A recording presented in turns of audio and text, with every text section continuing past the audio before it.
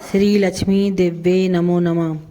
आश्विन मास में शारदीय नवरात्र के बाद आने वाली पूर्णिमा को शरद पूर्णिमा कहा जाता है।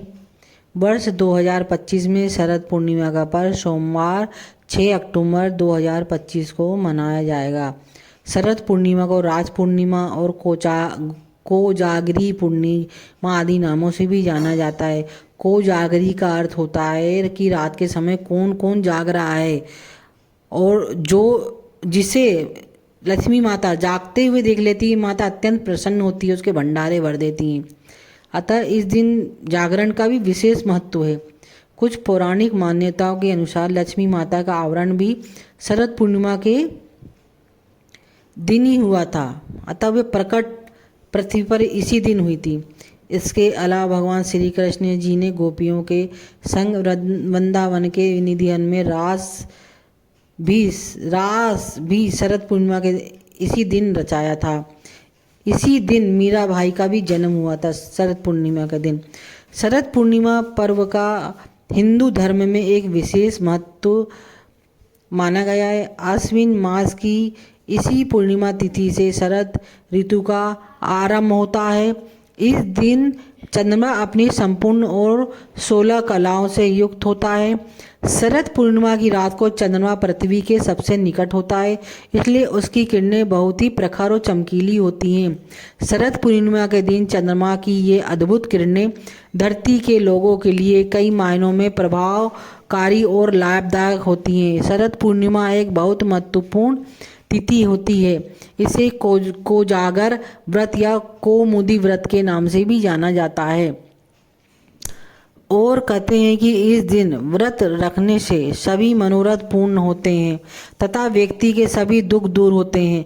ऐसी भी मान्यता है कि इस दिन संतान प्राप्ति की इच्छा रखने वाली विवाहित स्त्रियों को व्रत रखने पर संतान की प्राप्ति होती है। जो माताएं अपने बच्चों के लिए कौमुदी व्रत रखती हैं, उनकी संतान दीर्घायु होती है। अगर कुंवारी कन्या शरद पूर्णिमा के दिन व्रत रखती हैं तो उन्हें मनवांछित सुयोग्य और उत्तम वर की प्राप्ति होती है। ऐसी मान्यता है कि शरद पूर्णिमा को चंद्रमा से आसमान से अमृत की वर्षा होती है, जो धन, प्रेम और सेहत तीनों प्रदान करती है। प्रेम और सभी कलाओं से परिपूर्ण होने के कारण भगवान श्री कृष्ण ने इसी दिन महाराज भी रचाया था।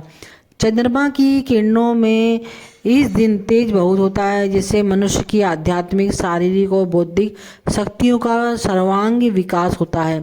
साथ ही चंद्रमा के प्रकाश में इस शरद पूर्णिमा के दिन असाध्य रोगों को दूर करने के लिए औषधीय गुण होते हैं।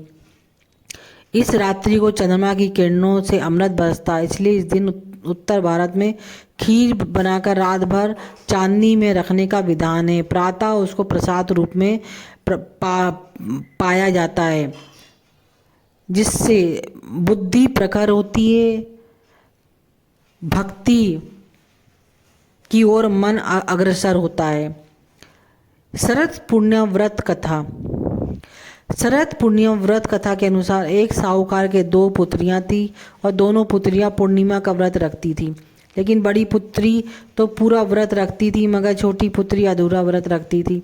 इसका परिणाम यह हुआ कि छोटी पुत्री ने शादी के बाद जब संतान पैदा करनी चाहिए तो उसकी संतान पैदा होते ही मर जाती थी। उसने जब पंडित पुरोहितों से इसका कारण पूछा तो उन्होंने बताया कि तुम पूर्णिमा का अधूरा व्रत रखती थी, जिसके कारण तुम्हारी संतान पैदा होते ही मर जाती है। पूर्णिमा का पूरा व्रत विधि पूर्वक करने से तुम्हारी संतान जीवित रह सकती है। तब साहूकार की छोटी बेटी ने पंडितों के बताए अनुसार पूर्णिमा का व्रत विधि पूर्वक किया। इसके बाद उसको एक पुत्र पैदा हुआ, परंतु शीघ्र ही मर गया। उसने लड़के को पीढ़े पर लिटाकर ऊपर से कपड़ा ढक दिया, फिर बड़ी बहन को बुलाकर लाई और बैठने के लिए वही पीढ़ा दे दिया। बड़ी बहन जब पीढ़े पर बैठने लगी तो उसका घाघरा बच्चे को छू गया। बच्चा घाघरा छूते ही रोने लगा।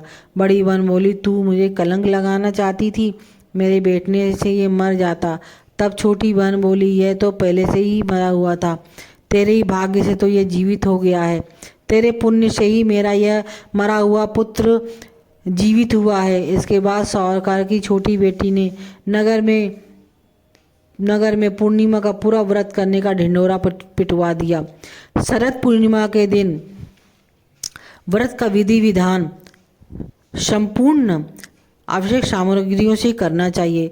शरद पूर्णिमा के दिन मनुष्य को विधि पूर्वक स्नान करके उपवास रखना चाहिए और दिन भर जितेंद्रिय भाव से जुड़े रहें।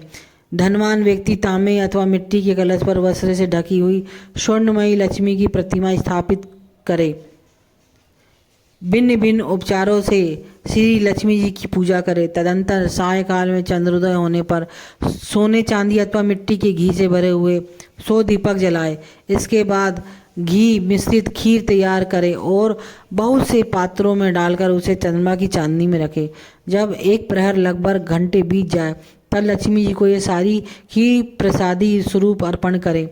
तत्पश्चात भक्ति पूर्वक सात्विक ब्राह्मणों को इस प्रसाद रूपी खीर का भोजन कराए और उनके साथ ही मांगलिक गीत गाकर तथा मंगलमय कार्य करते हुए रात्रि जागरण करें। तदंतर अरुणोदय काल में स्नान करके श्री लक्ष्मी जी की वो स्वर्णमयी प्रतिमा आचार्य को अर्पित करें।